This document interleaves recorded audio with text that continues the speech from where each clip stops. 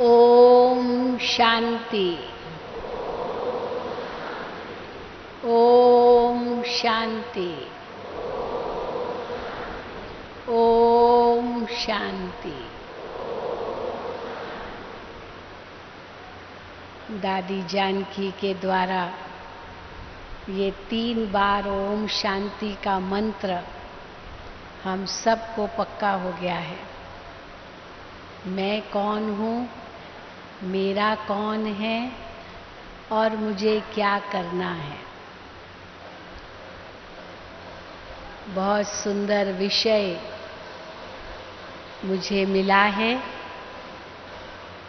ब्रह्मा बाप समान बेफिक्र बादशाह कैसे बने। वैसे भी बाबा कहते हैं परवाह थी पार ब्रह्म में रहने वाले परमेश्वर की, अब वो मिल गया तो बाकी क्या चाहिए। चाहिए कुछ, चाहिए कुछ। हाँ, जिसको कुछ नहीं चाहिए वो हाथ उठाए। अच्छा, तो बेफिक्र बादशाह तो हो ही गए। बेफिक्र बादशाह माना जिसको कुछ नहीं चाहिए। तो आप तो हो ही गए बेफिक्र बादशाह। पर फिर भी परिवार में रहते हैं, अनेक समस्याएं आती होंगी, कई प्रकार के विघ्न भी आते होंगे रास्ते में, लौकिक अलौकिक दोनों के ही विघ्न होते हैं। ये सब बीच में आते होंगे जरूर, लेकिन ये सब कुछ होते हुए भी बेफिक्र बादशाह कैसे बने। मैं तो समझती हूँ जितनी बातें ब्रह्मा बाबा के सामने आई, उतनी तो हम लोगों के सामने तो उनकी भेंट में तो कुछ भी नहीं आई होगी। क्योंकि ब्रह्मा बाबा में शिव बाबा ने जैसे ही प्रवेश किया तो कितने कलंक उनके ऊपर लगने लगे। कितने लोगों ने अंगुलियां उठाई उन पर।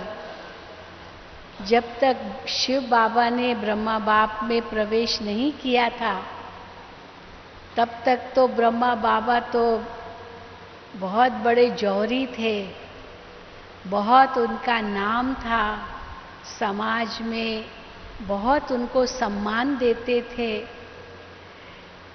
इतना सम्मान पाने वाला व्यक्ति और शिव बाबा ने प्रवेश किया और लोगों ने उनकी ग्लानि करना शुरू कर दिया। पहचान तो थी नहीं कि ये सब कौन कर रहा है। सबसे पहले तो जैसे शिव बाबा ने प्रवेश किया तो शिव बाबा ने क्या चमत्कार दिखाए, जिसके आधार से आत्माएं खींची हुई चली आई।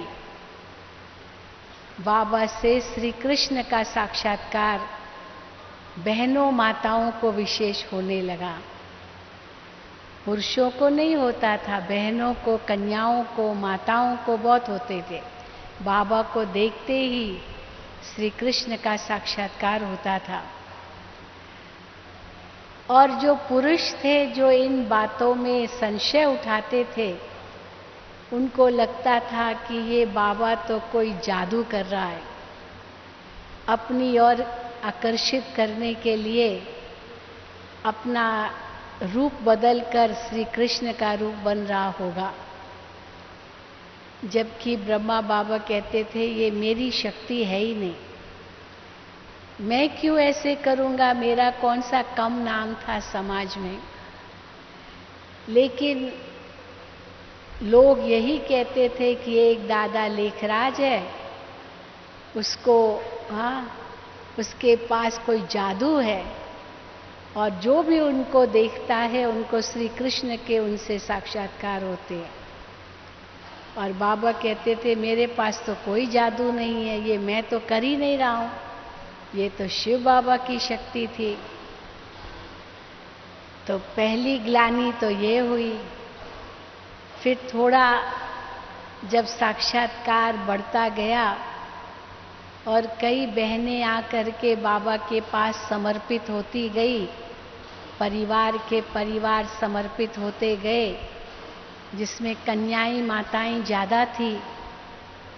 तो करीब 200-300 तो भाई बहनें बाबा के पास ही रहने लगे। तो लोगों ने दूसरी ग्लानि शुरू कर दी कि दादा लेखराज अपने को कृष्ण तो मानता ही है, लेकिन उसके पास अभी ये 300 रानियां हैं, ये इनकी रानियां हैं, और ये कह रहा है मैं तो कृष्ण हूँ और मुझे 16,108 रानियां चाहिए। अभी तो केवल 300 ही उसको मिली है, अभी तो और रानियां उसको चाहिए। ये अपने को राजा समझ रहा है। तो कितनी बड़ी ग्लानि थी। ब्रह्मा बाबा ने तो कभी ऐसे सोचा ही नहीं था कि मैं कोई इस समय राजा हूँ और ये मेरी सब रानियां हैं, क्योंकि ब्रह्मा पिता के रूप में थे, सबको बच्चे रूप में स्वीकार किया, प्रजापिता ब्रह्मा कहलाए, और ये सब मेरे बच्चे हैं, ये दृष्टि रखी। और लोगों ने किस प्रकार से देखा कि ये सब इनकी ये सब रानियां कहता है मेरी है और मैं कृष्ण हूँ। तो ये दूसरी ग्लानि हुई। फिर तीसरी ग्लानि क्या थी? शिव बाबा ने सब जो भी माताएं बहनें थी उनको आदेश दिया कि अपने जीवन को पवित्र और योगी बनाना है। ये शिव बाबा का आदेश था। और सब ने प्रतिज्ञा की कि हम अपने जीवन को पवित्र और योगी बनाएंगे। ब्रह्मा बाबा मम्मा सब ने साथ मिलकर शिव बाबा के आगे प्रतिज्ञा की कि हम अपने जीवन को पवित्र और योगी बनाएंगे। अब लोगों ने भी इसका उल्टा ले लिया। और क्या ले लिया उल्टा? कि ये तो बूढ़ा हो गया, 60 बरस का हो गया, इसको क्या फिक्र है, अभी ये अगर पवित्र योगी बनता है तो कोई बड़ी बात नहीं है, इनके बच्चे पोतरे दोतरे सब है, तो बूढ़ा है। पर ये जवान जवान लड़कियां, छोटी छोटी कुमारियां, अभी जवान माताएं, उनके पति से तो परमिशन ले ही नहीं, और ऐसे ही अब उनसे प्रतिज्ञा करवा ली कि हम पवित्र और योगी बनेंगे। ये तो बहुत बड़ी इंसल्ट हो गई, ये तो बहुत ही बड़ा समाज के विरुद्ध कार्य किया। और ब्रह्मा बाबा कहते थे ये मैंने तो किया ही नहीं है। शिव बाबा ने जब मुझे भी कहा कि बच्चे तुमको पवित्र और योगी बनना है, तो मैंने भी तो प्रतिज्ञा की। मैं कौन सा कोई पवित्र योगी था पहले, मैं भी तो गृहस्थी था, अभी भी परिवार के साथ ही रहता हूँ। क्योंकि ये भी लोगों ने ग्लानि की कि इसने इनको भगाया, इनको भगाया। जैसे कृष्ण के लिए कहते हैं सत्यभामा को भगाया, रुक्मणी को भगाया, माना इन सबको भगाया। तो ये तो भगाया तो इसका मतलब अपहरण कर लिया। कल हम एक अखबार कल एक जगह पढ़ रहे थे, तो किसी ने किसी वकील से प्रश्न किया, और वकील माना कानूनी बातें जानने वाला, तो वकील से प्रश्न किया कि रामायण और महाभारत ये जो दो काव्य है, इनमें विशेष इतनी गड़बड़ क्यों हुई, क्यों इतना बड़ा रामायण बन गया, क्यों इतनी बड़ी इतना बड़ा महाभारत बन गया। तो वकील था, तो वकील ने कहा रामायण था अपहरण का मामला और महाभारत था जमीन का मामला, क्योंकि वकील तो यही कहेगा ना, वो जमीन का मामला था और वो अपहरण का मामला था। इसीलिए ही तो कोर्ट में कचहरियां होती है, केसेस होते हैं, अपहरण के कारण भी केस होते हैं, तो जमीन हड़पने के कारण भी केस होते हैं। तो रामायण अपहरण का मामला था, क्योंकि रावण ने सीता को चुरा लिया, और महाभारत में कैसे कौरवों ने कहा कि हम एक सुई की नोक जितनी जमीन भी हम नहीं देंगे। तो ये तो जमीन का मामला था, तो इसीलिए हाँ इतना बड़ा महाभारत बन गया, इतना बड़ा रामायण बन गया।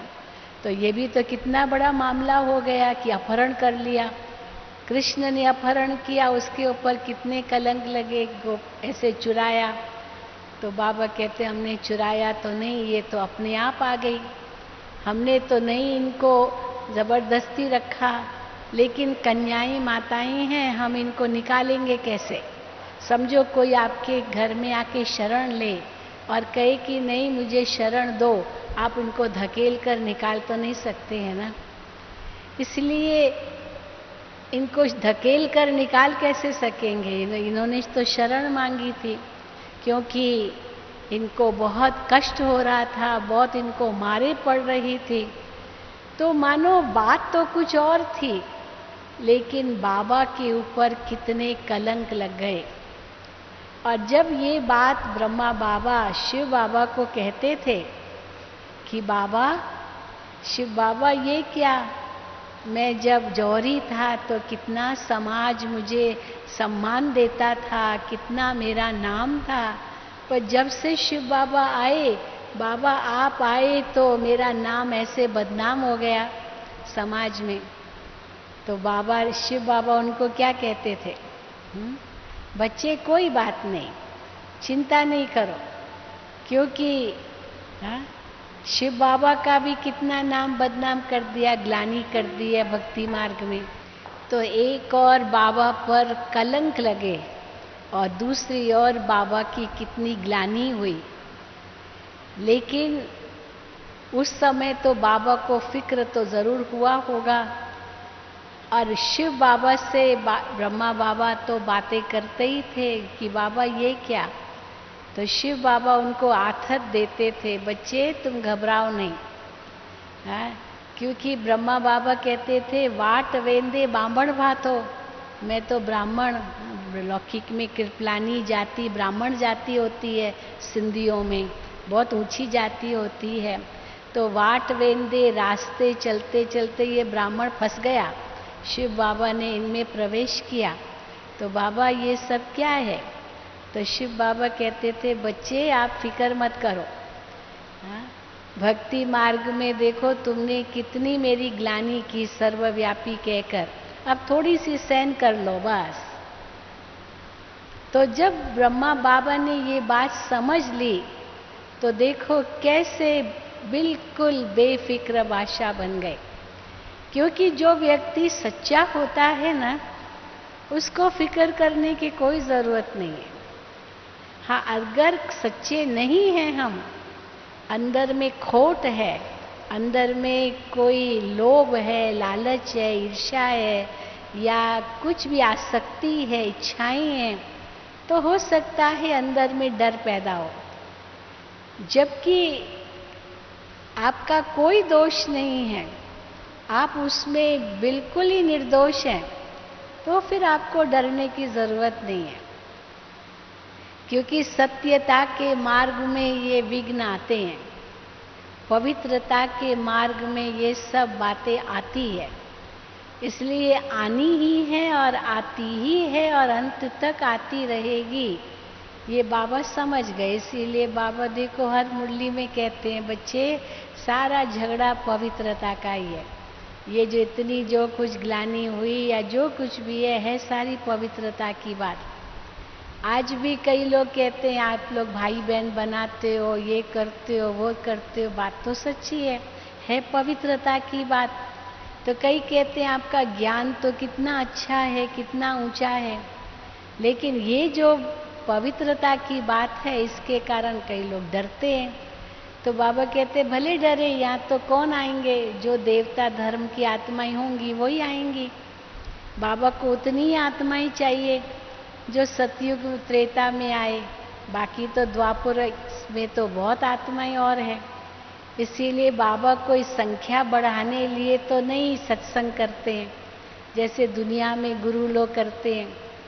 या तो पक्के ब्राह्मण चाहिए, पक्की धारणा वाले चाहिए, क्योंकि धर्म की स्थापना हो रही है। सद्धर्म की स्थापना में तो पवित्रता बहुत जरूरी है। कोई भी धर्म पिता ने बिना पवित्रता के धर्म की स्थापना नहीं की है। इसीलिए धर्म की स्थापना का मूल आधार ही पवित्रता है, और भगवान उसी आधार पर फिर से देवी देवता धर्म की स्थापना कर रहे हैं। इसीलिए बाबा को कोई फिक्र नहीं है, शिव बाबा को तो फिक्र नहीं है। लेकिन ब्रह्मा बाबा वो भी हमारी तरह ही थे, पर जब शिव बाबा ब्रह्मा बाबा को समझाते थे तो कैसे ब्रह्मा बाबा बेफिक्र हो गए। सबसे पहले तो ब्रह्मा बाबा में जो आत्मा का ज्ञान था वो तो कूट कूट कर भरा हुआ था। तुम आत्मा हो, तुम आत्मा हो, आत्मा हो, और बाबा सारा दिन आत्मा हूं, आत्मा हूं, आत्मा हूं ये अंदर ही अंदर रटते थे। अब बाबा की लौकिक युगल यशोदा थी, बाबा की बहू राधिका थी, उनको भी कहते थे ये राधिका आत्मा है, यशोदा आत्मा है, दीवारों पर लिखते थे। जो बाबा को साक्षात्कार होते थे वो बाबा दीवारों पर लिखते थे। ज़्यादा समझ नहीं थी, लेकिन जो कुछ देखते थे साक्षात्कार में वो चित्र निकालते रहते थे दीवारों पर। परंतु जब आत्मा का पाठ पक्का हुआ तो देखो कैसे बेफिक्र बादशाह बन गए। आत्मा तो अविनाशी है। मनुष्य को सबसे बड़ी चिंता, सबसे बड़ा भय अगर कोई होता है तो वो है मृत्यु का भय। दुनिया में कई प्रकार के भय के कारण है, इसके कारण डर लगता, उसके कारण डर लगता है, लेकिन सबसे बड़ा डर अगर है तो मृत्यु का डर है। और जैसे ही आत्मा को आज ब्रह्मा बाबा को आत्मा का ज्ञान पक्का हुआ तो ये डर तो खत्म ही हो गया। नहीं तो दुनिया में देखो इस डर के कारण कितनी कैसे कैसे शब्द कहते हैं, हाय मर गया, हाय मर गया। हाँ, लोग हाय मर गया तो जैसे मुंह पर है ही है, मैं मर जाऊं, मैं मर जाऊं, यहाँ तक भी कहते हैं। कोई दुखी हो गया जीवन से या संसार से तो मरना ही याद आता है। कितना हम सुनते रहते, अखबारों में पढ़ते रहते हैं, कहाँ कहाँ सुसाइड हो रहे हैं, कहाँ लोग क्या क्या करते रहते हैं। बस मरना है क्योंकि दुखी है। लेकिन मैं आत्मा तो कभी मरती नहीं हूँ। ये कितना ऊंचा ज्ञान है। और यहाँ तक बाबा ने कहा ये अंतिम जन्म कितना अमूल्य है। इस अमूल्य जीवन का हर श्वास, हर संकल्प, हर घड़ी हमारी बहुत बहुत मूल्यवान है। इसको यूं ही व्यर्थ नहीं गंवाना है। ये संगम युगी जीवन हीरे तुल्य जीवन है और आत्मा अमर है। इसका इतना ऊंचा ज्ञान मिला तो हम सहज बेफिक्र बादशाह हो जाते हैं। फिर बाबा को कभी भी कुछ फिक्र होता भी था तो भी बाबा कहते थे, ब्रह्मा बाबा, शिव बाबा बैठा है।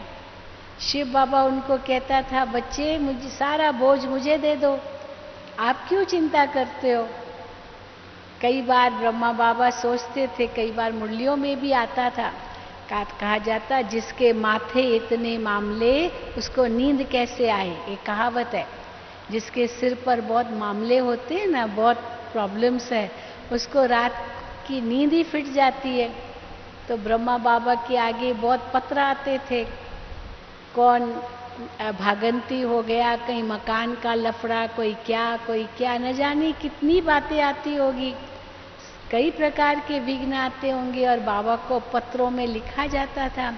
तो बाबा पत्र पढ़ते थे और थोड़ा ख्याल तो चलता था, लेकिन फिर हाँ, शिव बाबा को कहते थे बाबा ये सब बातें हैं, तो शिव बाबा उनको कहते थे बच्चे आप चिंता मत करो, मैं बैठा हूँ, मैं हूँ ना।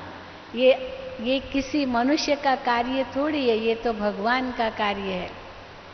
फिर यहाँ तक बाबा कहते थे समझो किसी बच्चे को कोई राय दी, मानो कि वो थोड़ी गलत थी, लेकिन बाबा कहते थे शिव बाबा ठीक कर देगा, क्योंकि रथ तो उनका ही है ना।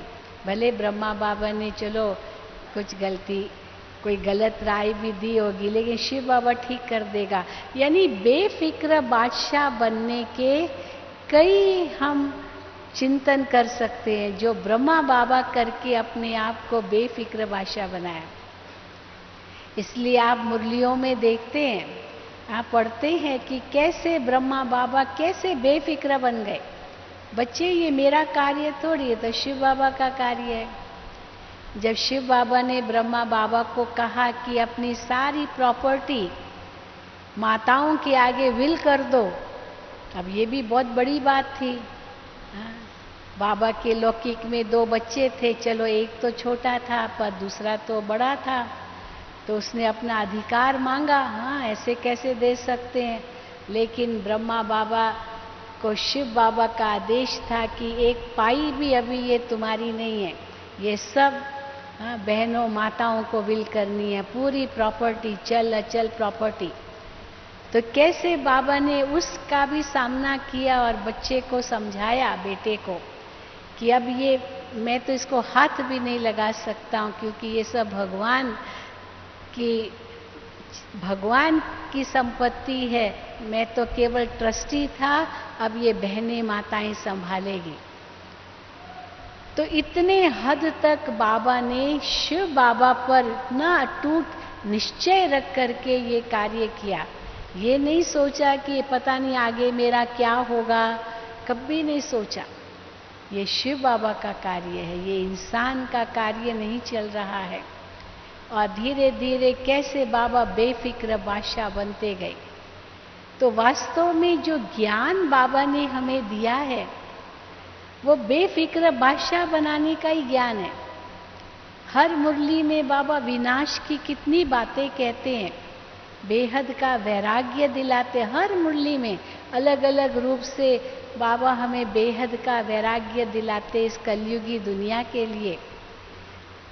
तो ब्रह्मा बाबा ने जो विनाश का साक्षात्कार किया, उससे तो उनको इतना वैराग्य आ गया, सारे संसार से वैराग्य आ गया, जो आगे ये सोचा ही नहीं क्या होगा।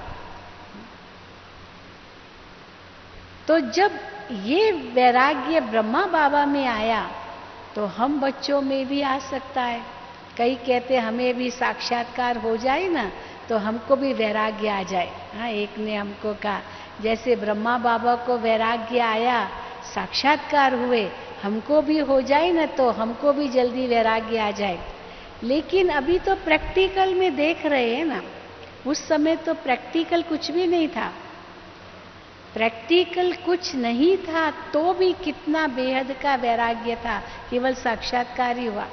अभी तो प्रैक्टिकल में देख रहे हैं, आए दिन क्या क्या अखबारों में आता है, क्या क्या टीवी पर न्यूज़ आती है।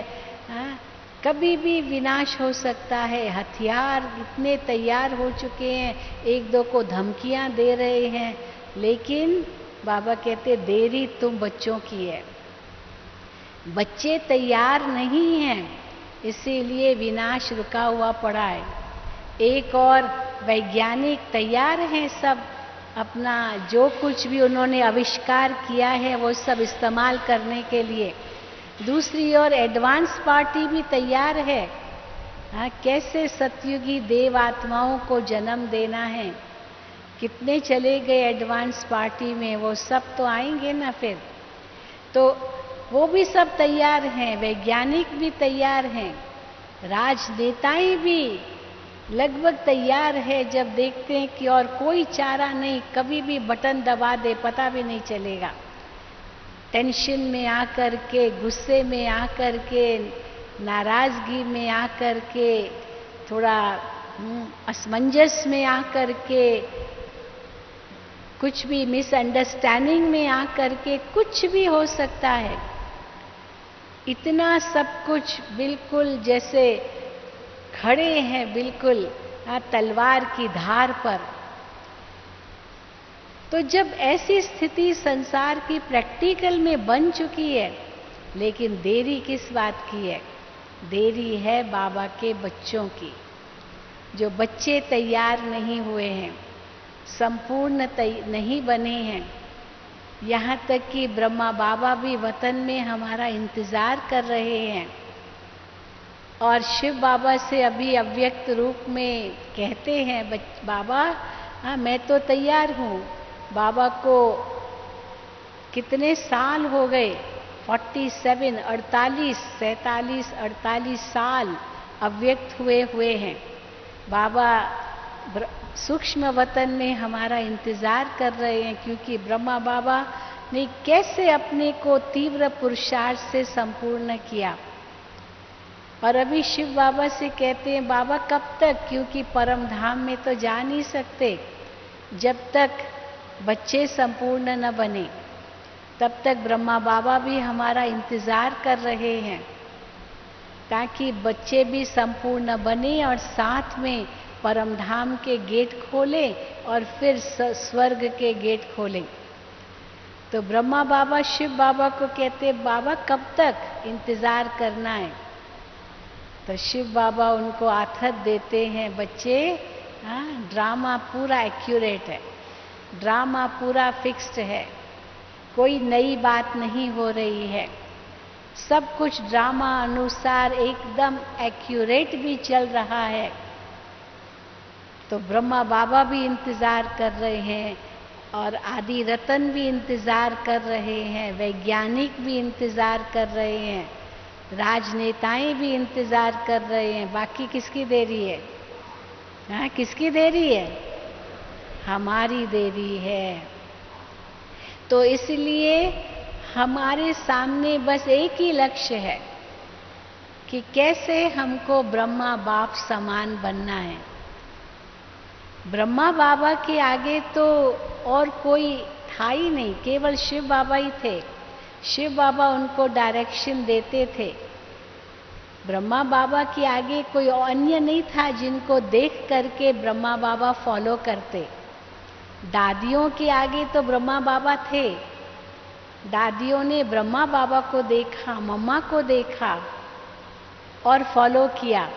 कोई आते थे ना, हम तो बहुत बूढ़े हो गए, बहुत बुजुर्ग हो गए, अभी कहाँ पुरुषार्थ करेंगे? तो ब्रह्मा बाबा कहते थे, ये बूढ़ा बाबा पुरुषार्थ कर सकता है, तुम बच्चे नहीं कर सकते हो। हाँ, ये भी तो बूढ़ा है, तो बूढ़े भी कर सकते हैं, क्यों नहीं कर सकते हैं? फिर जवान आते थे बाबा के पास, बाबा अभी तो जवान है, अभी ये पुरुषार्थ किया, अभी तो दुनिया ही नहीं देखी, ये सब नहीं किया। तो बाबा कहते थे, मम्मा को देखो, मम्मा भी तो जवान है।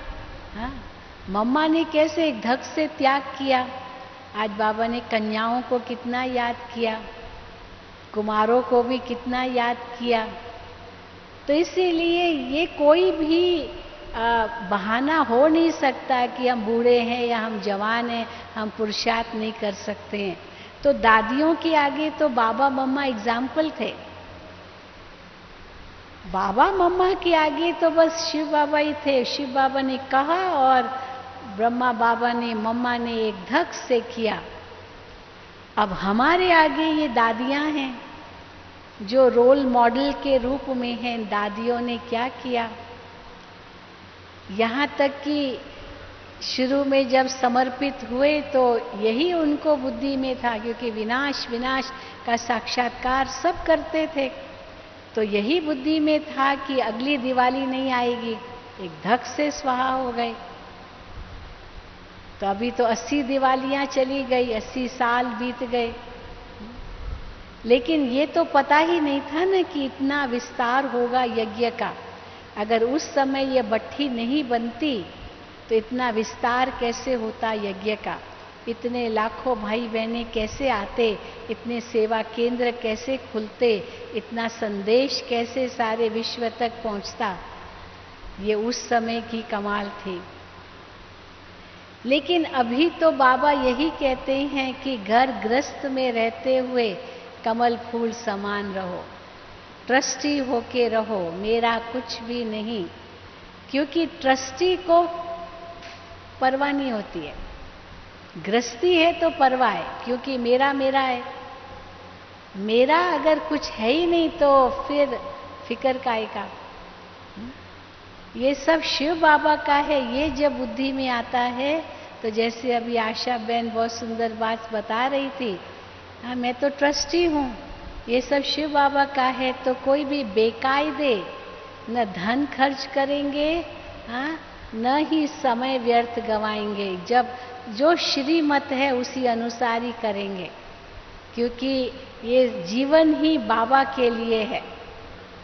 हम समर्पित रूप में हैं, भले हम परिवार में रहते हैं। कल भी बाबा ने कहा कि अगर परिवार में भी है और दोनों युगल चलते हैं ज्ञान में, तो वो भी यही समझते हैं कि हम तो शिव बाबा के भंडारे से खा रहे हैं, क्योंकि ट्रस्टी हैं। तो ट्रस्टी होकर रह रहे हैं तो बाबा के भंडारे से खा रहे हैं, और बाबा के भंडारे से खा रहे हैं माना शिव का भंडारा भरपूर और काल कंटक दूर। इतना काल कंटक दूर हो जाता है जो काल हमारे नजदीक भी नहीं आ सकता है। कोई कंटक, कोई विघ्न, कोई समस्या वो आते ही हवा की तरह उड़ जाएगी, क्योंकि कौन हमारे साथ है? सर्वशक्तिवान हमारे साथ है, हजारों भुजाओं वाला हमारे साथ है, हजारों भुजाओं की छत्र छाया हमारे सिर पर है, और जिसका साथी है भगवान, उसको क्या रोकेगा आंधी और तूफान।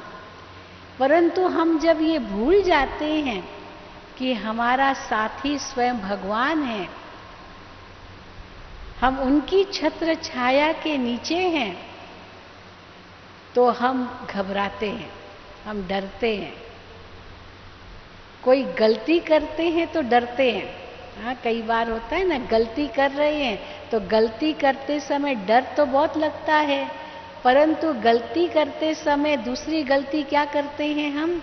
यहाँ वहाँ देखते हैं, इधर उधर देखते हैं, आगे पीछे देखते हैं, लेकिन ऊपर नहीं देखते हैं। हाँ, आगे पीछे इधर उधर देखते हैं, ऊपर नहीं देखते। अगर ऊपर देखते ना तो शिव बाबा दिखाई देता, और शिव बाबा दिखाई देता तो शिव बाबा यही कहता कि जो मैं श्रीमत दे रहा हूँ उसी अनुसार ही चलो। ये तो अपनी मन मत और पर मत पर कर रहे हैं, इसलिए आगे पीछे देख रहे हैं, इधर उधर देख रहे हैं, और ऊपर नहीं देख रहे हैं। अगर ऊपर देखे तो शिव बाबा की आज्ञा पर चले, ऊपर देखे तो कोई गलत काम करे ही नहीं, क्योंकि शिव बाबा देख रहा है। तो यहाँ वहाँ देखना माना डर के मारे, कोई देख तो नहीं रहा है, कोई देख तो नहीं रहा है। क्योंकि जहाँ पर झूठ है, जहाँ पर श्रीमत के विरुद्ध है, वहाँ तो डर लगेगा ही। और श्रीमत अनुसार है तो डरने की तो कोई बात ही नहीं है, क्योंकि शिव बाबा जिम्मेदार हो जाता है। ऐसे होता है ना, जैसे किसी ने मुझे कुछ कार्य दिया करने के लिए, और मैं अंदर में ये सोचती हूँ मैं करूँ, फिर पता नहीं क्या होगा, पता नहीं सफलता मिलेगी नहीं मिलेगी। उसने कहा तो है ये करो, परंतु ना मालूम। लेकिन अगर हम उस असमंजस में हैं, माना जिसने जो हमें श्रीमत दिया, जो कुछ कहा करने लिए, हम उसकी आज्ञा का उल्लंघन कर रहे हैं, और उसने कहा और मैंने किया, और अगर गलत हो भी गया तो जिसने मुझे वो कार्य दिया, जिम्मेदारी तो उसकी है, मेरी थोड़ी है, मेरी तो नहीं है। हा? इस पर भी वो रामायण का एक चुटकुला सुनाते हैं कि राम ने वो उनको कौन था, हनुमान नहीं लेकिन अंगद को भेजा, दूत के रूप में भेजा कि अंगद तुम जाओ रावण के सामने और रावण को बताओ कि देखो राम की शक्ति कितनी है, तुम अपनी शक्ति दिखाओ, तो उसको समझ में आएगा कि दूत की इतनी शक्ति है तो राम की शक्ति कितनी होगी। तो अंगद गया और रावण रावण के आगे कैसे पैर जमाया और उसने रावण को कहा कि अब मुझे आजमाओ, अगर आप इस पैर को हिला सको तो मैं कहूँगा कि आप शक्तिशाली हो राम से ज़्यादा, अगर आप इस पैर को नहीं हिला सको तो मैं समझूंगा राम ही ज़्यादा शक्तिशाली है। तो अंगद ने पैर जमाया और रावण ने कोशिश की उसकी टांग हिलाने की, लेकिन वो हिला नहीं सका। माना वो दूत जो आया उसकी इतनी शक्ति है, तो जिसने उस दूत को भेजा उसकी कितनी शक्ति होगी। इस पर किसी ने एक चुटकुला बना दिया, चुटकुला बनाते ना आजकल बहुत, तो चुटकुला बना दिया कि जब अंगद जीत करके मानो रावण की बेइज्जती हुई और जब वापस अंगद अपने वहाँ बैरक में गया जहाँ वो रहता था, तो वहाँ जो उसके साथी थे उन्होंने अंगद को कहा कि अरे अंगद, तुमने बहादुरी तो बहुत दिखाई, तुमने हाँ ये चैलेंज तो बड़ा किया, लेकिन अगर रावण तुम्हारा पैर हिला देता तो, अगर पैर हिला देता होता तो अंगद कहता मैं क्या जानूं, वो तो राम जाने, स्त्री तो उसकी है, मेरी थोड़ी है। समझ गए ना, यानी जिसने मुझे भेजा है ये तो उसका काम है ना, उसका काम है मेरी रक्षा करना, उसका काम है क्योंकि उसने भेजा है। अगर मैं नहीं कर सकता होता तो मैं तो दूत के रूप में ही गया, मेरी तो कोई बात ही नहीं थी, बात तो उसकी थी।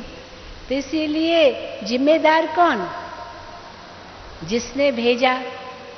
हनुमान को भी राम ने भेजा, तो कितनी सारी उसकी बातें आई, लेकिन उसको जरा भी परवाह नहीं थी क्योंकि मेरे ऊपर कौन है, राम है। तो देखो हम सब कौन हैं। शिव बाबा तो हम बच्चों को कहते हैं, बच्चे तुम ही मैसेंजर हो। जितने भी धर्म पिताएं आए वो कोई मैसेज तो नहीं लाए, क्योंकि उनके आने के बाद उनके धर्म की आत्माएं और ही नीचे आई, तो मैसेज तो कुछ नहीं दिया, घर जाने का ही मैसेज होता है, चलो घर। अभी शिव बाबा ने हम बच्चों को कहा है कि बच्चे अभी घर चलना है, तो घर चलने का मैसेज बाबा कहते ये सबको दो। तो हम तो मैसेंजर हैं, पर किसके मैसेंजर है, किसके संदेश दूत है, किसके संदेश है किसका संदेश दे रहे, अपना संदेश तो नहीं है ना, हम थोड़ी ले जाएंगे किसको। पर जो सबका गाइड है वो उसने हमको कहा है कि सबको संदेश दो। तो मान लीजिए चलो विनाश अभी नहीं हो रहा है, पर हम थोड़ी दोषी हैं, दोषी कौन है? इसलिए हमको थोड़ी उसकी भी चिंता है। कई कहते मैं कैसे कहूँ, मैं कैसे कहूँ, ये कैसे कहूँ, कैसे क्यों कहूँ, शिव बाबा कह रहे हैं, तो शिव बाबा की आज्ञा है, हमें उनकी आज्ञा का पालन करना है, जिम्मेदार तो वो है, हम थोड़ी हैं। हम उनकी एक एक श्रीमत का पालन कर रहे हैं, तो हमारी सारी जिम्मेदारी शिव बाबा ले लेता है। और इतने हद तक जिम्मेदारी ले लेता है जो बाबा कहता है कि भाइयों को तो फिक्र करने की जरूरत ही नहीं है, बहनों को आगे रख दो, बहनों को आगे रख दो। मुझे इस पर एक प्रसंग याद आता है कि एक बार कहीं एग्जीबिशन हुई थी, बहुत साल पहले की बात है। तो जो एग्जीबिशन हुई थी तो आर्य समाजी बहुत डिस्टर्ब करते थे, चित्र फाड़ देते थे, आग लगा देते थे, बहुत कुछ करते थे।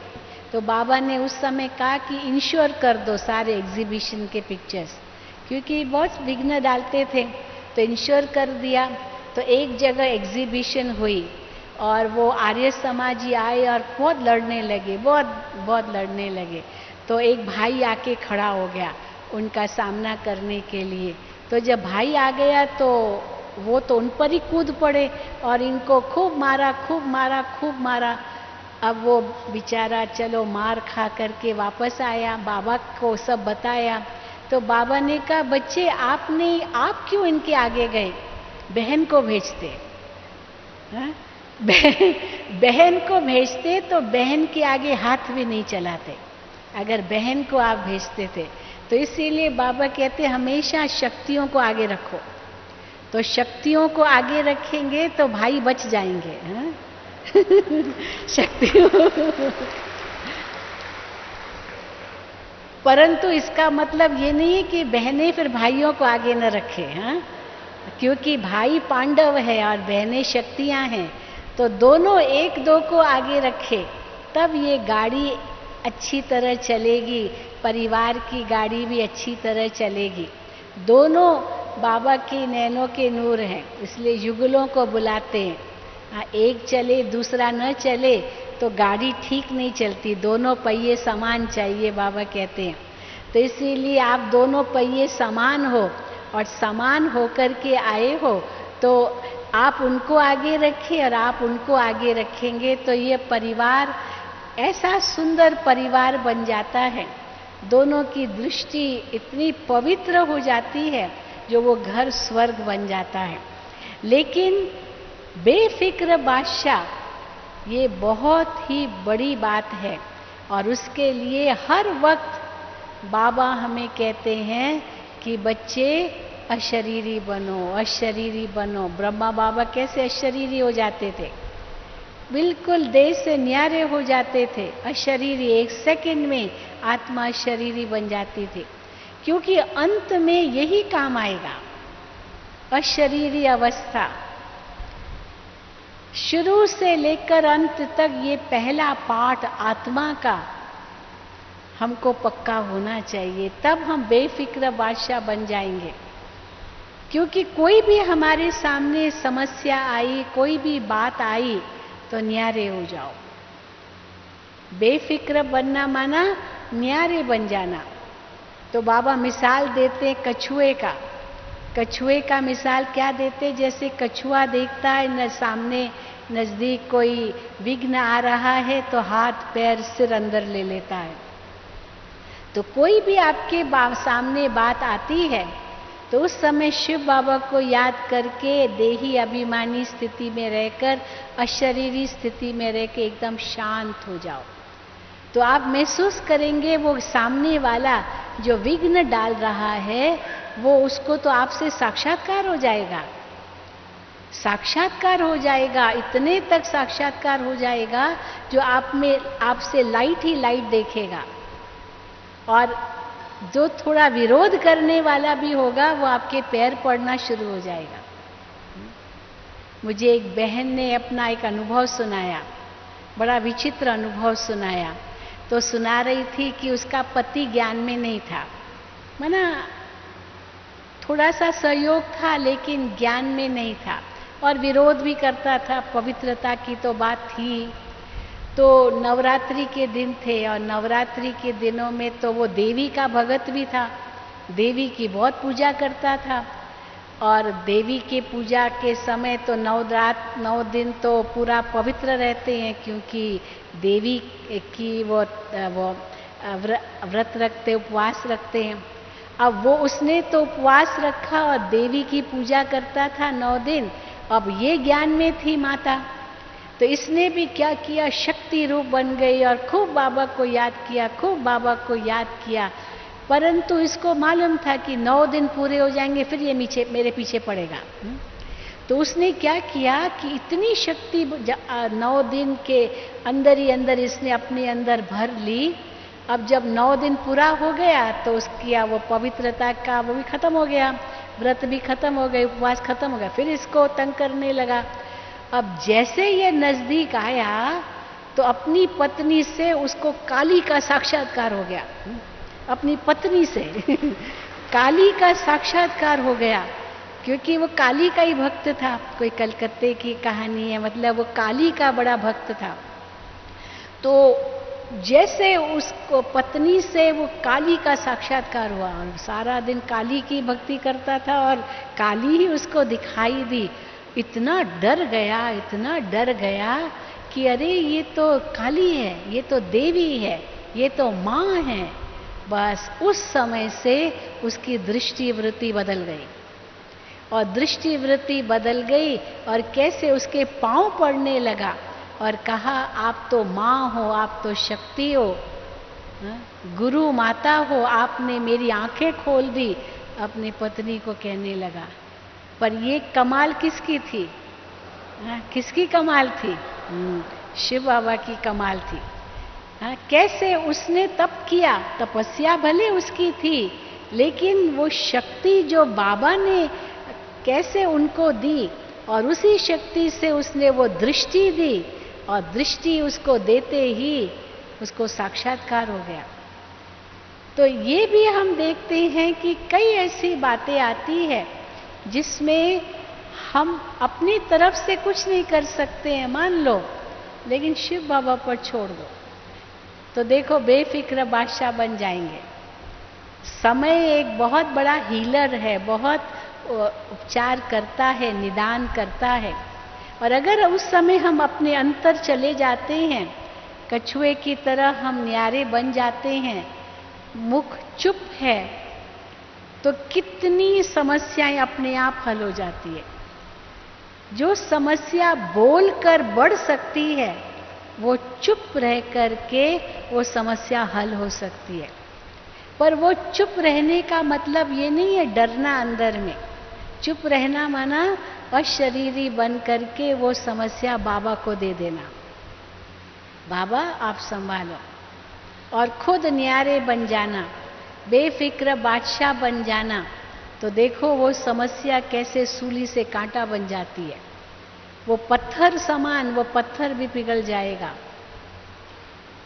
तो बाबा कछुए का मिसाल देते हैं। कछुआ को कोई चिंता नहीं जब वो अपने अंग समेट लेता है। क्यों? उसके ऊपर तो बड़ी मोटी खाल है, वो जो कवच है इतना मोटा होता है, वो इतना मजबूत होता है। जो बड़े बड़े कछुए होते हैं ना, कहते हैं अगर उनके ऊपर ट्रक भी चली जाए तो भी मरते नहीं है। वो कछुए का जो खाल होती है ऊपर से इतनी मजबूत होती है। उसी से ही तो पहले ज़माने में ढाल बनाते थे, नहीं? ढाल उनसे ही बनती थी, इतनी मजबूत होती थी। तो इसलिए उसको तो कोई परवाह नहीं, क्योंकि अपने अंग समेट लेता है और समेट करके वो अपने अंदर वो जैसे, हाँ, उसकी आयु तो लंबी हो जाती है। कहा जाता है कि कछुए की आयु सबसे लंबी है, जितने भी जानवर हैं या जो भी हैं, इंसान भी, सबसे लंबी आयु कछुए की होती है। मैं वियतनाम गई थी। वियतनाम में एक कछुआ था, उसकी पूरी एग्जीबिशन थी, वो कैसे बड़ा हुआ, कैसे उसके फोटोज थे। वो कछुआ अभी कुछ साल पहले, अभी न्यूज़ आई पिछले साल कि वो मर गया। तो बता रहे थे ये 500 साल का कछुआ है, इसकी आयु 500 साल है। तो लोग वहाँ आकर के उस कछुए की पूजा करते थे। कछुए की पूजा, वास्तव में इसका भी विज्ञान है, क्यों इतनी लंबी आयु कछुआ जी सकता है। जैसे आप देखते ना, हृदय हम पहले खुलता है, एक्सपैंड होता है, फिर कॉन्ट्रैक्ट होता है, फिर 1 सेकंड के लिए रुकता है, फिर एक्सपैंड कॉन्ट्रैक्ट, एक्सपैंड कॉन्ट्रैक्ट, बढ़ता है, सिकुड़ता है। इसी से ही तो वो ब्लड पंप करता है सारे शरीर में। लेकिन वो 1 सेकंड के लिए रुकता है। मानो इसीलिए इंसान की आयु अगर 100 साल तक है, आप सोचो दादी जानकी जी की आयु 101 साल है, और उनका हृदय पता इतना स्ट्रांग है, जो बात मत पूछो। उन्होंने जो करवाया इतना स्ट्रांग है, डॉक्टर्स हैरान होते हैं कि इस उम्र में भी इतना हार्ट स्ट्रांग है। और भले अंग जो हैं वो तो चलो ठीक है, इंटेस्टाइन इतना काम नहीं कर रहा है, और बात हार्ट स्ट्रांग है। तो इसीलिए ये किस आधार पर है? क्योंकि दादी अंदर चली जाती है। आप कई बार दादी जी के कमरे में जाएंगे, बिल्कुल दादी ऐसी अशरीरी बैठी होती है जो जैसे कि है ही नहीं। ब्रह्मा बाबा को भी ऐसे देखते थे, बिल्कुल अशरीरी, एकदम न्यारे। यही तो बाबा हमें सिखाते हैं कि कैसे 1 सेकंड में न्यारे हो जाओ। फिक्र चिंता जब होती है तो उसमें फंस जाते हैं, और अशरीरी बन गए तो फिक्र से फारिग हो गए, न्यारे हो गए। जैसे कोई व्यक्ति बहुत पीड़ा में है, बहुत कष्ट में है, बहुत तकलीफ है उनको, वीक बहुत है, और 1 सेकंड में आत्मा उड़ गई, शरीर शांत हो गया। तो बाबा दूसरा भी मिसाल देते हैं, पक्षी बन जाओ। पक्षी क्या करता है? उड़ जाता है। वो विघ्नों को तोड़ने नहीं बैठता है। हवाई जहाज क्या करता है, इतने बड़े पहाड़ को तोड़ने नहीं बैठता है, ऊपर चला जाता है। वो विघ्न नीचे, इतनी बड़ी बात नीचे और वो उसके ऊपर। तो या तो ऊपर चले जाओ, मैं आत्मा शिव बाबा का बच्चा, बाबा मैं आपके पास आ रहा हूं, चले जाओ शिव बाबा के पास। या तो अंतर में भ्रुकुटी की कुटिया में बैठ जाओ, बस मैं आत्मा शांत स्वरूप। बस ये कुटिया में बैठ गए, शांत स्वरूप हो गए, कछुए मिसाल अपने इंद्रियों को सिकोड़ लिया, सारे विघ्न खत्म हो जाएंगे।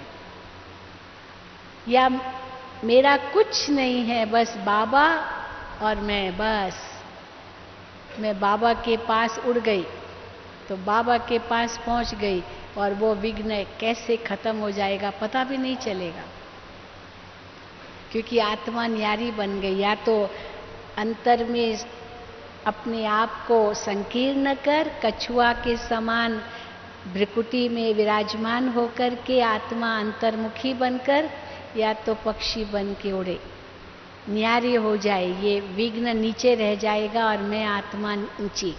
और जैसे वो ऊंची स्थिति बनेगी, हम महसूस करेंगे कि वो नीचे की बात तो वो तो बहुत गौण थी, वो तो बहुत हल्की थी, कोई भी कुछ बड़ी चीज नहीं थी, क्योंकि हमारी स्थिति इतनी ऊंची थी। अधिकतर विघ्न कब आते हैं? जब छोटी बात को हम बड़ा कर देते हैं। और बाबा ने क्या सिखाया? विस्तार को सार कर दो, छोटी बात को बड़ा मत करो। कई बार बाबा कहते छोड़ो तो छूटो, छोड़ो तो छूटो, लेट गो। तो एक बहुत चित्र किसी ने सुंदर बनाया, लेट गो लेट गॉड। हाँ, लेट गॉड। जैसे आप पतंग चलाते हैं, उड़ाते हैं, तो जितना आप ढील देते जाएंगे वो और ऊंचा जाता जाएगा, और ऊंचा जाता जाएगा। उसको पकड़ना भी है, अपने हाथ में भी रखना है, फिर उसको ढील भी देनी है, तो उड़ता जाएगा, उड़ता जाएगा। तो अंदर से भी न्यारे, और बाबा मैं आपके पास आ रही हूँ, बस चले जाओ बाबा के पास। दुनिया में देखो, जब दुखी होते हैं ना लोग, तो क्या कहते हैं? हे भगवान बस उठा लो मुझे, दुनिया से जीना नहीं है, उठा लो, संसार से तंग हो गए हैं, बस मुझे मरना है, मरना है। और यहाँ तो बाबा हमको रोज मरना सिखाते हैं। बाबा तो कहते मर जाओ, जीते जी तो मर ही गए हैं दुनिया से। तो शरीर त्यागने की बात नहीं है, रोज आत्मा रात को बाबा की गोद में सो जाए, बाबा मैं परम धाम आ गई आपके पास, उस दिन का हिसाब किताब पूरा हो गया। अगले दिन के लिए कैरी फॉरवर्ड नहीं करना है। इसीलिए कहा जाता है रात गई बात गई, रात गई बात गई। क्योंकि जो बात रात को याद होगी वही सवेरे फिर याद आएगी। तो रात को बाबा की गोद में सो गए, और सो गए मना, फिर सवेरा नया जीवन नया आया, वो दिन रात पूरी हो गई, वो जीवन पूरा हो गया। तो लेट गो और लेट गॉड, बस भगवान को अपनी जिम्मेदारी दे दो, वो जाने, हम तो उनके हो गए। तो ब्रह्मा बाबा इस प्रकार से इतना सुंदर अनुभव खुद में करते थे, और बाबा की मुरलियों से हम ये सब पता कर सकते हैं कि कैसे बाबा बेफिक्र बादशाह रहते थे। बाबा को समाचार आता था, बाबा इतना ही अच्छा महारथी बच्चा आजकल आता नहीं। बाबा कहते थे बच्चे ड्रामा। ब्रह्मा बाबा को ड्रामा का राज इतना पक्का था कि जो कुछ हो रहा है कोई नई बात नहीं है। तो आत्मा का ज्ञान, परमात्मा का ज्ञान, ड्रामा का ज्ञान हमको बेफिक्र बादशाह बना सकता है। और शिव बाबा ने ब्रह्मा बाबा को ऐसे ही बेफिक्र बादशाह बनाया। ड्रामा का ज्ञान कर्म से पहले यूज मत करो, कर्म के बाद, क्योंकि वही होगा जो ड्रामा में होगा। आप अपनी तरफ से पुरुषार्थ करो, फल की चिंता मत करो, कर्म सही करना है, श्रीमत अनुसार करना है, फिर आगे जो होगा वो कल्याणकारी होगा। और जो होगा नई बात नहीं होगी। तो देखो बेफिक्र बादशाह हम कितना सहज बन जाएंगे और हर वक्त ये महसूस करें कि मेरा हर संकल्प, हर श्वास, हर घड़ी अमूल्य है। तो जैसे और जो अमूल्य चीजें हैं, महंगी चीजें हैं, बहुत कीमती चीजें, उनको कितना संभालते हैं, तो ये जीवन का श्वास, संकल्प शक्ति यूं ही व्यर्थ न जाए, व्यर्थ सोच में, व्यर्थ चिंतन में, व्यर्थ बातों में। कितना बाबा हर रोज मुरली में कहते हैं। इसलिए परिवार वालों के लिए तो है मुश्किल, लेकिन सारी सोच का परिवर्तन है और कुछ नहीं। जो बाबा कहते गृहस्थी नहीं हूं, ट्रस्टी हूं, मेरा कुछ नहीं है, सब बाबा का है। मैं मर गया, जीते जी मर गया, ये नया जीवन है। रात को सोए वो पुराना जीवन था, अब नया जीवन है। 1 सेकंड में बाबा के पास पहुंच जाओ, 1 सेकंड में न्यारे हो जाओ, 1 सेकंड में भविष्य की दुनिया में चले जाओ। जैसे ब्रह्मा बाबा थे, श्री कृष्ण का चित्र देख करके इतने खुश होते थे बाबा, मैं ऐसे विष्णु बनूंगा, मैं ऐसे विष्णु बनूंगा, नाचते थे बाबा। इसको कहते खगिया मारना, मुरली में आता है। खगिया माना ये जो कंधा है ना, बाबा ऐसे हिलाते थे, ऐसे ऐसे, मैं ऐसे विष्णु बनूंगा। तो कंधा हिला करके जैसे गद्दी पर बैठ करके भी जैसे नाचते थे। इतनी बड़ी आयु थी बाबा की, लेकिन कैसे अपने को छोटा बच्चा उस समय महसूस करते थे, क्योंकि भविष्य बाबा को इतना याद था, मैं ये बनूंगा, मैं ये बनूंगा। इसका मतलब ये नहीं था कि पुराना जीवन भूल गए, वो भी याद था। बाबा मुरलियों में वो भी सुनाते थे। हर मुरली में आप देखेंगे ब्रह्मा बाबा का कैसा सुंदर स्वरूप है। पुरानी बातों को भी याद करते हैं और कैसे बाबा वर्तमान समय में कैसे पुरुषार्थ कर रहे हैं वो भी सुनाते हैं। विचार सागर मंथन कैसे करते वो भी बाबा सुनाते थे। कई सोचते थे कि बाबा में शिव बाबा आते हैं तो ब्रह्मा बाबा को तो पुरुषार्थ करने की जरूरत ही नहीं होगी, लेकिन ब्रह्मा बाबा तो अपना पुरुषार्थ बहुत करते थे। सवेरे सवेरे 3 बजे उठ कर के बाबा विचार सागर मंथन करते थे। एक बार दादी जानकी बता रहे थे कि मैं 3 बजे बाबा के कमरे में गई सवेरे, तो देखा तो बाबा पलंग पर बैठे हैं। तो बाबा को मैंने पूछा, बाबा आप क्या कर रहे, 3 बजे उठ गए? तो बाबा ने कहा मैं बच्चों के लिए गरम गरम हलवा बना रहा हूँ। हलवा बना रहा हूँ माना विचार सागर मंथन कर रहा हूँ। तो कैसे करते थे वो क्योंकि शिव बाबा को तो मुरली चलानी है, वो कल पहले जैसे चलाई थी वो चलाएंगे, लेकिन ब्रह्मा बाबा विचार सागर मंथन करते थे। बच्चों को अपने अनुभव के द्वारा सिखाते थे कि कैसे बच्चे भी उस अनुभव से गुजरे और पार करे, जैसे ब्रह्मा बाबा ने किया। इसलिए बाबा कई बार मुरली में कहते हैं कि बच्चे तूफान आएगा तो पहले इनको आता है, ये इंजन है ना, आप तो फिर भी डब्बे हो, तो ये अनुभवी रथ है। फिर बाबा कहते थे कि बच्चे संकल्प में आया कोई बात नहीं, कर्म में नहीं आना चाहिए। पर ये तो साकार मुरलियों की बात है, कर्म में आना नहीं चाहिए, संकल्प में आए तो कोई बड़ी बात नहीं है। लेकिन अभी अव्यक्त मुरलियों में ये बातें नहीं आएंगी, क्योंकि ब्रह्मा बाबा व्यक्त हो गए और संपूर्णता को पा लिया। अभी तो अव्यक्त मुरलियां तो ये आती है कि बच्चे संकल्प तो क्या स्वप्न में भी नहीं आना चाहिए।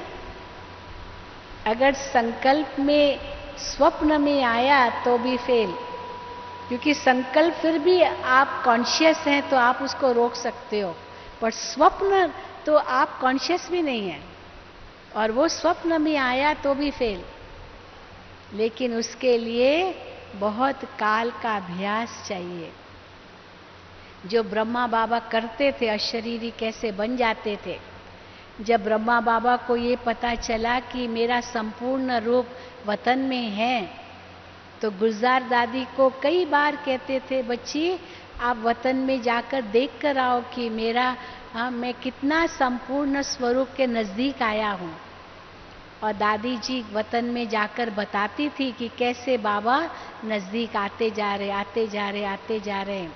तो बाबा का पुरुषार्थ और तेज चलता था।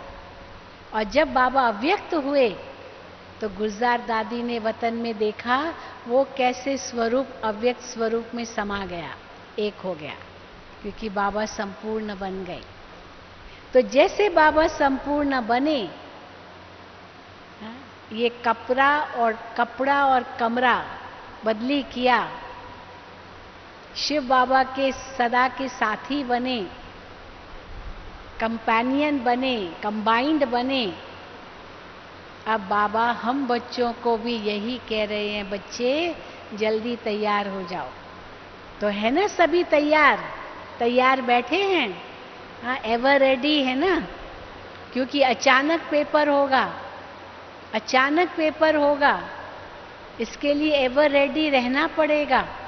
और एवर रेडी रहने के लिए बहुत काल का अभ्यास चाहिए, अशरीरी बनने का अभ्यास, 1 सेकंड में न्यारा प्यारा बनने का अभ्यास, बेफिक्र बनने का अभ्यास, फुल स्टॉप लगाने का अभ्यास। ये सारे अभ्यास होंगे तब हम अंत में 1 सेकंड के पेपर में पास हो सकेंगे। नष्टो मोहा स्मृति लब्धा का 1 सेकंड का पेपर होगा, उसमें पास हो सकेंगे।